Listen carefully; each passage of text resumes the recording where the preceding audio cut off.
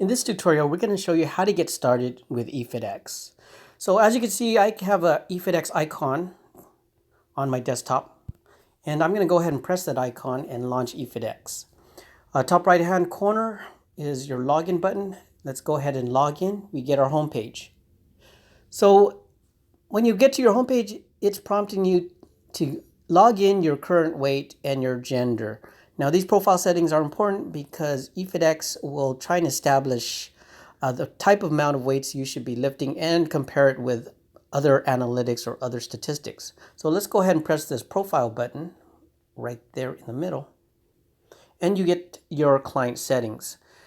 Some of the settings have been preloaded. You could always go in here and change your endurance settings, strength settings, cardio settings, and so forth.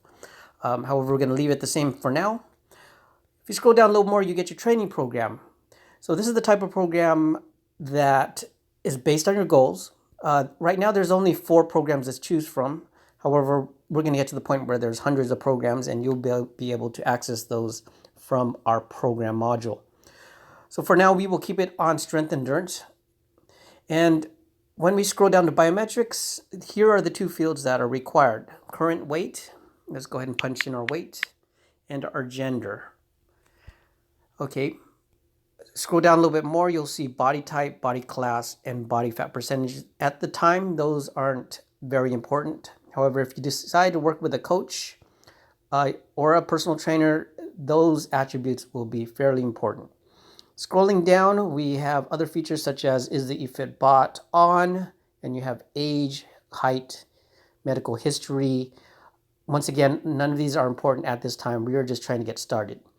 Now, when we get to nutrition settings, we need to punch something in if we plan to monitor our food, and if we want to be able to create a gain or a loss in our graphs, we need to punch in nutrition settings.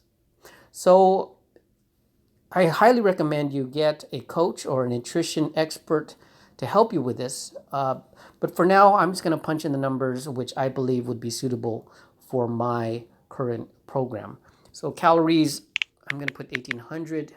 Protein, let's go ahead and put 150 grams of protein. 160. Fat, 50. Saturated fat, 15. Fiber. Now everyone should have different goals, different attributes. Not everyone's equally, not everyone has the same goals. So I do highly get a coach to help you out with this section. Calcium 1000 and water 128. So let's go ahead and hit save. And we can scroll down and see if we saved it okay.